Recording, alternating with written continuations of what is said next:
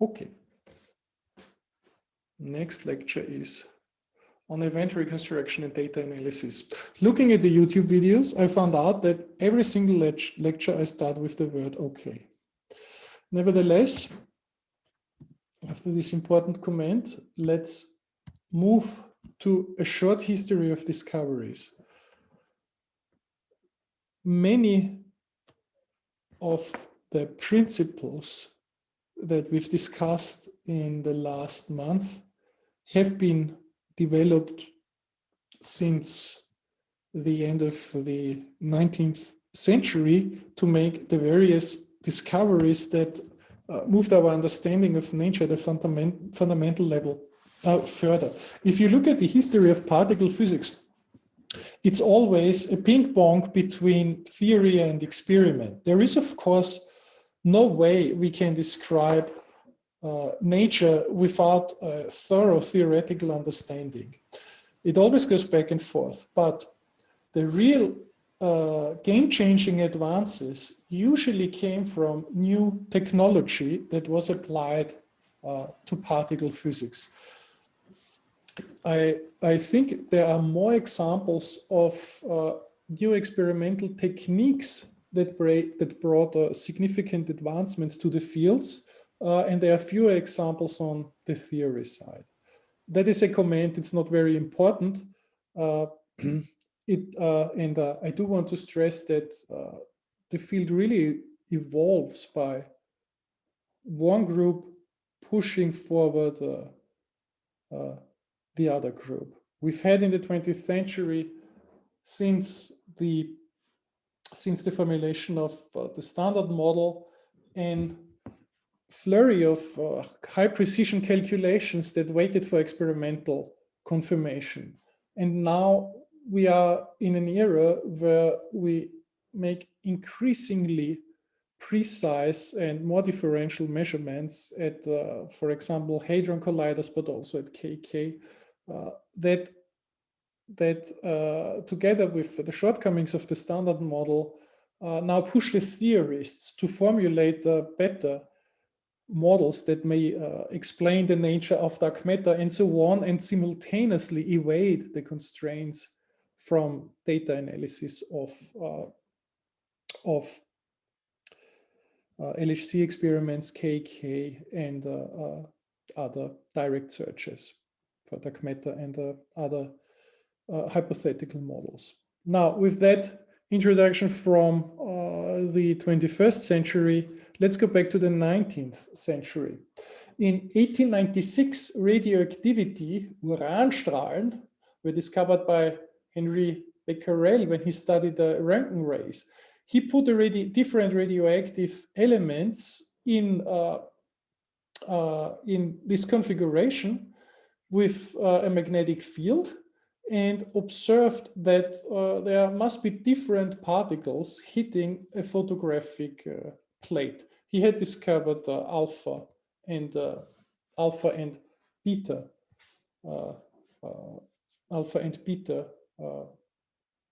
radioactive rays.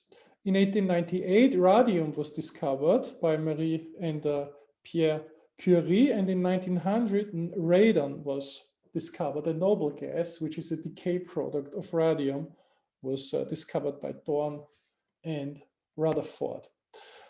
Cosmic rays are important because you must know that Victor Hess discovered cosmic radiation in 1911, 1912 by his balloon flights funded by the Imperial Academy of Sciences. He conducted 6 flights around Vienna, trajectories. That's not the trajectory of a particle. That's the trajectory of Victor Hess going through Europe on his balloon, risking his life up to 5,000, up to an altitude of 5,000 meters.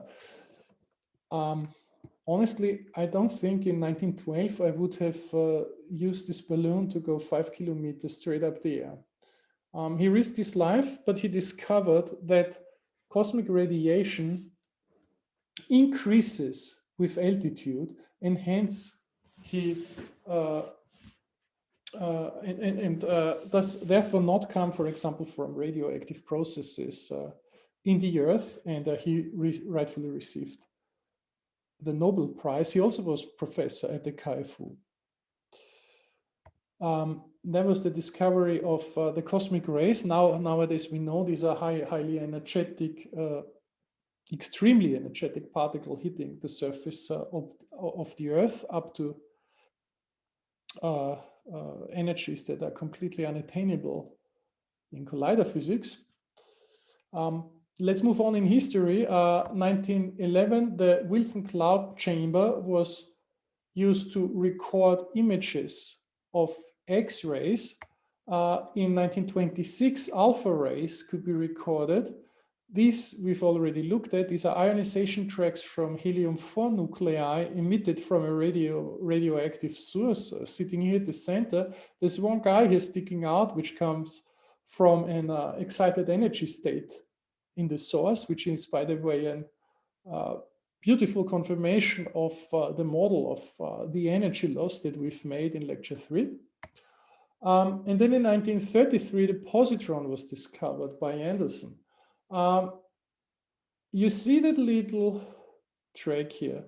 It is recorded, what was recorded in a field of 1.5 Tesla in a chamber of 15 centimeter in diameter. That really was a tabletop experiment discovering a new particle. A 63 MeV positron passes through. We see the curvature of the track. We see the energy loss in a 6 millimeter lead plate. It loses 23 MeV. Afterwards, it has less momentum. The curvature is a little bit stronger. And those were all the properties that were known from electrons. Electrons would do exactly the same, except that this guy bends in the opposite direction. So with a single track, the positrons were discovered. These times are long gone. No computers were used here.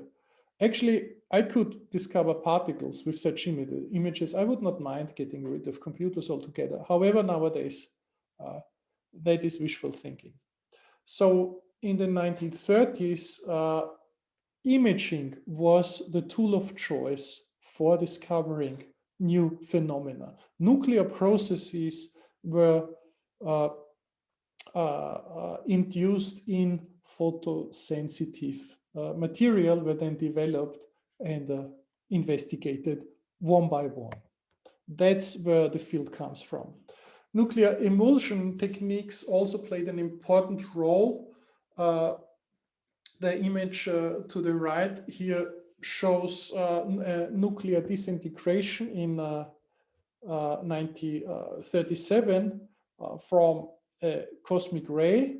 The high density of the film material meant it was a high stopping power. The EDX is possible compared to gas chambers or to cloud chambers, and that made it easy to see the violent nuclear reaction. Here it says in the caption, explosive disintegration of a nucleus. Marietta Blau pioneered this technique in the 20s and in the 30s.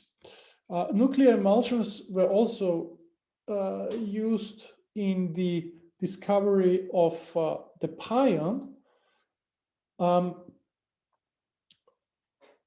A little bit of history. The muon was discovered in the 1930s. It was believed to be Yukawa's meson. Why did people think a meson was needed? Rutherford's experiment had shown that there is an atomic nucleus, and the atomic nucleus contains more than one unit of electric charge. So something must hold together the electric charges. That means some force carrier must be responsible for forming these highly these tiny bound states that we now understand as the nuclei. When the muon was discovered, it was thought that maybe that's the particle. there were the matter content of the standard model, of course, was not known. Now, that did not work because the muon is long-ranged, and you cannot understand why a muon can travel long distances in matter when it should simultaneously be responsible for the force that binds the nuclei.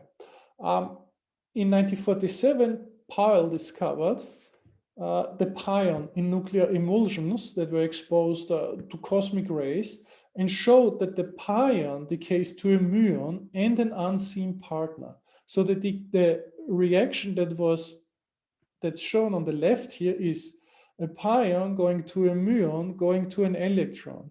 So look here, you see a track, a pion going here. Pion decays into a muon neutrino that you don't see, and a muon. A muon travels through matter, it loses energy, and eventually it decays. It decays here in an electron and in an electron neutrino.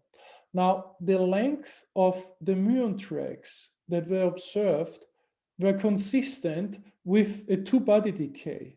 If you have a two-body decay, half of the mass of the pion goes into the energy of each particle if you can neglect the final state particle masses, and to a good approximation you can. And therefore, that was indicative that we understand at least something about nature. So there is a particle, it decays into two particles, not into 5 or 3 or whatever, into 2, and that one of the decay products is a muon, and then it decays into an electron. So we could partially resolve these decay chains. And actually, nowadays, we hardly can do better. We still don't see the neutrinos. Now we know that there are neutrinos. We can even make beams with neutrinos. Actually, we use the pions to make neutrino beams. But that's all that we've done for this decay chain in the last 100 years. So that was the discovery of the pion. Let's see how the muon neutrino was discovered. A muon neutrino is the invisible particle here. Muon neutrino was discovered by using a spark chamber. Spark chamber was developed in the early 60s by Schwarz, Steinberger, and Lederman. You have here a pion beam. These are the same events that were recorded, that we had the photographs of on the previous slide. So you have a pion that decays to muons and muon neutrinos.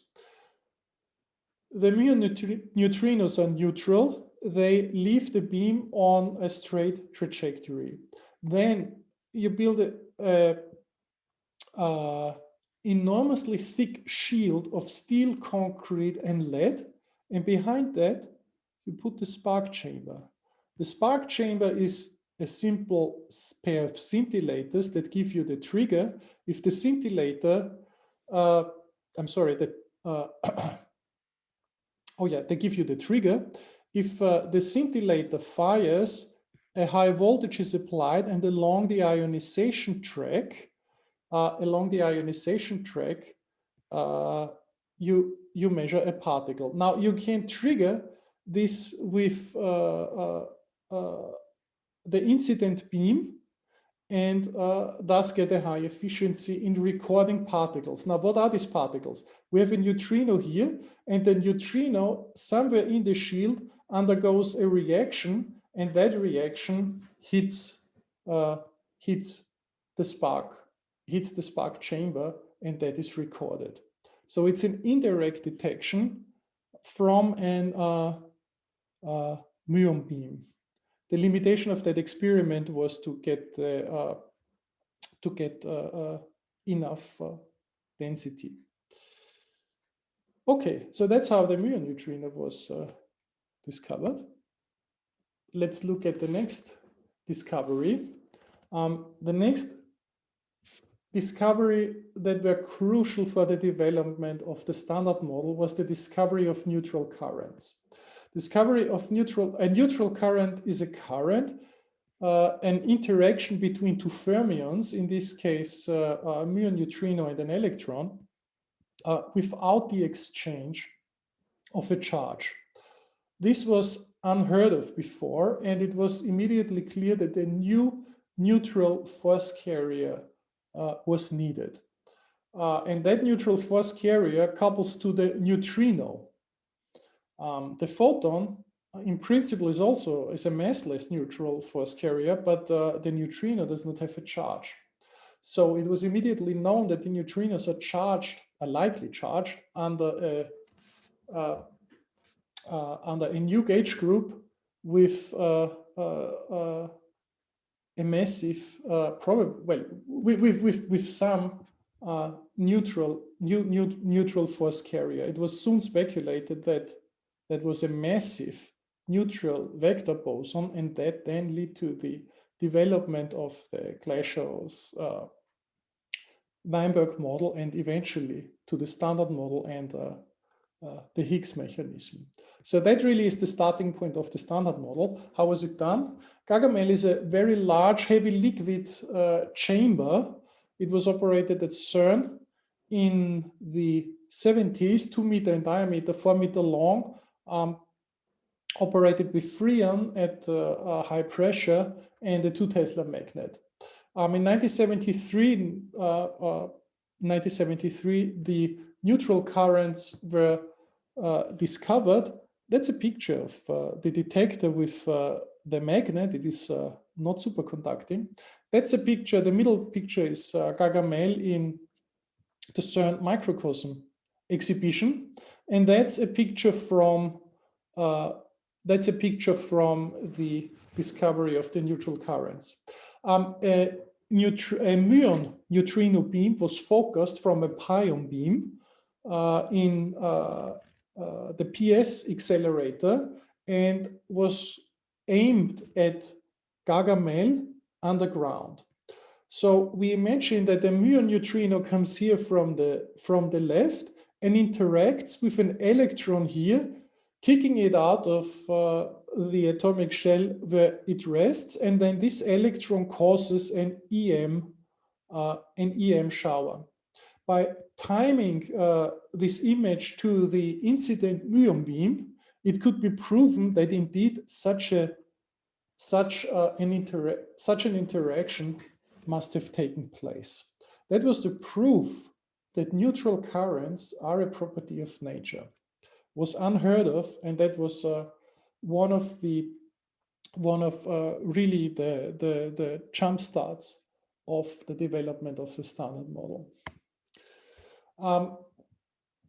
Further developments, further discoveries with the bubble and cloud chambers. Bubble and cloud chambers allow complete 4-pi coverage. In principle, a 3D measurement of complicated events. One has a gas or a liquid that's operated close to a triple point or close to the point where an ionization signal seeds the formation of little droplets that can then be photographed. Typically, the sensitive material is operated slightly below, for example, the triple point, and when you want to take a photo, you change the pressure around the ionization tracks that are currently in the material. Seeds are formed, and seeds are formed that cause the formation of droplets, and then photos are taken. There is no trigger here. Each expansion of the material is based on the accelerator cycle. The photos were not read by a computer. They were looked at and investigated by humans. There was an army of people looking at such photographs and looking for signatures of neutral currents and many other things. Eventually, some of the high repetition experiments that ran with like 40 hertz or so making an enormous noise. If you have a 40 megahertz compression and decompression of a several cubic meter chamber, that makes an enormous noise. With that rate, then it became the first attempts were made at triggering, I think with scintillators. Okay, so those are bubble and cloud chambers. They are nowadays rarely used. One exemption from the 90s is the Chorus experiment, which measures muon neutrino, tau neutrino oscillations. Experimental particle physics, as we know it today, started with the development of the multi-wire proportional chamber by Chapak. We have discussed this detector. It was the first fully electronic detector. No photographs here.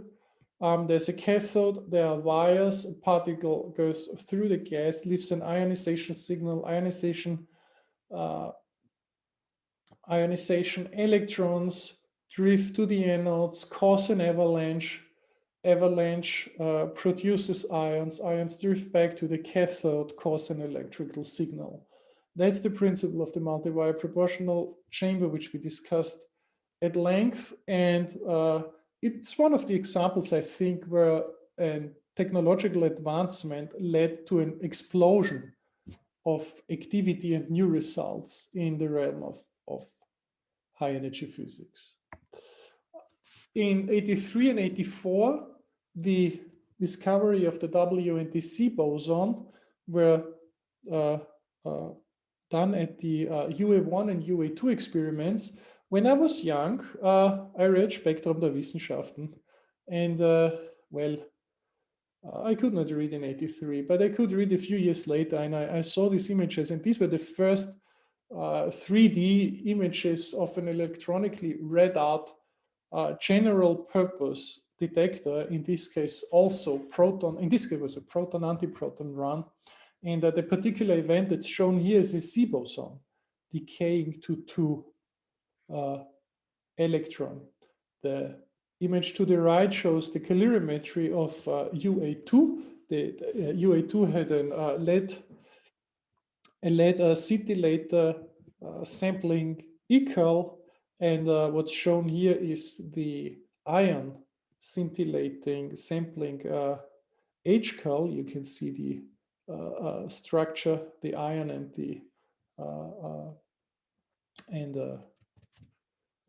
the scintillating material. So now we are already in the 80s. The W and the C boson discovery confirmed the earlier discovery of the neutral current. It impressively confirmed the Standard Model. The Standard Model had been built around the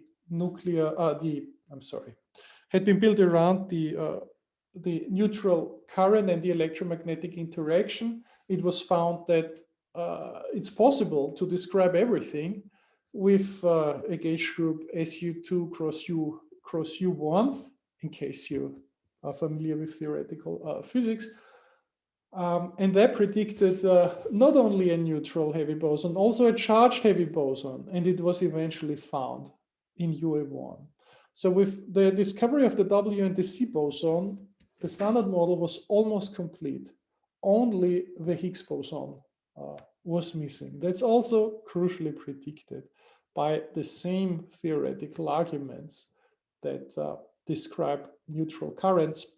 Well, the same theoretical approach that successfully described the neutral currents and the weak interaction. Here we show an image of the detectors at the large research centers, contemporary. That's what contemporary detectors. I think the image is, they're slightly old. Atlas and CMS is not here, but I wanted to give you some variety. These are large, mostly general purpose detectors for colliders at proton-proton, proton-antiproton, E plus, E minus. And you can see how similar these are in structure. So most of them, all of them have some tracking capability that's installed close to the interaction vertex, then calorimetry of different type, electromagnetic and hadronic, then a magnet, and outside a muon system. So all these detectors are of similar conceptual design, but differ, of course, in all their details. Let's now go through the LHC general purpose detector, the Atlas and the CMS detector. I think for both these detectors, I've discussed all concepts from beginning to end. We've really done a lot. So let me go through it once more. That is a sketch of the CMS detector. Collision happened here in the center of the detector. So particles are emitted from that collision, from the collisioning happening there. Charged tracks are recorded by a pixel detector and the silicon tracker. Then outside the tracking is in green here, the electromagnetic calorimeter with 76,000 in total. We discussed it this morning, lead tungsten crystals.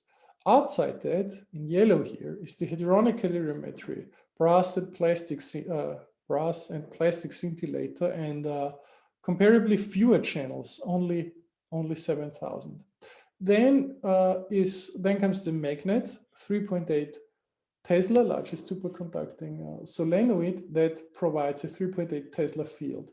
And outside we have the muon chambers. There are drift tubes, there are resistive plate chambers, there are cathode strips, and there are cathode strips detectors for the different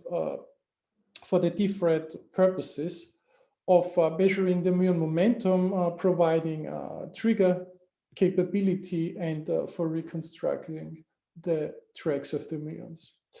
The red material is the return yoke. Its weight is 12,500 tons. The total mass is only 14,000 tons. So actually CMS, most of the weight is from the return yoke, and it ensures a high magnetic field, high magnetic density of field lines close to the detector. That's the detector configuration. In the last part of the lecture next week, we'll discuss how it is exploited to reconstruct a full event. And we'll go once again from the primary collision to the final physics result, using everything that we've learned. A few more images. Meanwhile, an image of the CMS tracker strips. I have shown this in the lecture on semiconductor detectors. This is the strip tracker, partially built and manufactured and assembled at our institute. The image to the right shows in the RC plane. So here's the radius here along Z. That's where the beam runs. There's a slice through the detector, silicon tracker, electromagnetic calorimeter, hadronic calorimeter, shielding, the muon system. Well, that's part of the shielding, and the ion yoke, and the magnet, and the muon system in the barrel outside here. That's a picture from when I saw it first in 2008. I worked on the cabling of the tracker, so I helped connect these golden colored wires here. It took 3 weeks to connect these wires. Let's turn to Atlas. Equally impressive, a little bit lighter, however much larger in size. It almost completely fills the cavern. There is no way we can take a good image of Atlas because we cannot step away from it underground. there is a silicon track, a pixel detector, again, inside, closest to the interaction point, then a silicon tracker, a transition radiation tracker in the barrel and the end cap. Then is the accordion liquid argon calorimetry. Outside, we have hadronic tile calorimetry using a sampling calorimeter. And outside of that is the muon detector. The muon field is these are toroids. It's not a solenoid. These are toroids, and therefore the magnetic field is in the radial direction, and hence the charged particle are bent in the RC plane, not in the R phi plane. They are bent in the RC plane outside, and inside they are bent inside the solenoid magnet. They are bent in the R phi plane, which makes the Atlas muon tracks look very complicated. Let's zoom in a little bit, look at the Atlas calorimetry and the inner detector. The inner detector is in here. Here you see the liquid argon electromagnetic barrel calorimetry, the liquid argon end cap calorimetry, as we've discussed before, very little radiation damage, and outside here the hadronic calorimetry in the barrel, the tile calorimeter. The Atlas inner detector, that's the equivalent of the CMS tracking detector. So those two can be compared conceptually. That's inside the inner solenoid. These are the detectors in Atlas closest to the interaction. Pixel detector, beautifully four layers of semiconducting pixel detectors, then a semiconducting strip tracker, and then here in the barrel we have the transition radiation straw tube tracker. Layers are also in the end cap. The total assembly is 6 meters in length and 2 meters in diameter. Is absolutely impressive. That's the famous picture from Atlas. During assembly, it's one of the last pictures where you can actually see something. All the toroids have been installed. Here is, I realize I have not used the best resolution, I'm sorry. But there's a guy standing here between these magnets, and well, that's what it looked like. And that is all I wanted to say on the general purpose LHC detectors. It's 3. We can stop. Now, next time, we move to the last topic, which is event reconstruction. And essentially, we start again from scratch, move a little bit faster, and use everything we've learned to go from the primary, let's say, proton-proton, but it is not important, proton-proton collision to the final result, and I will highlight the most important techniques that get us there.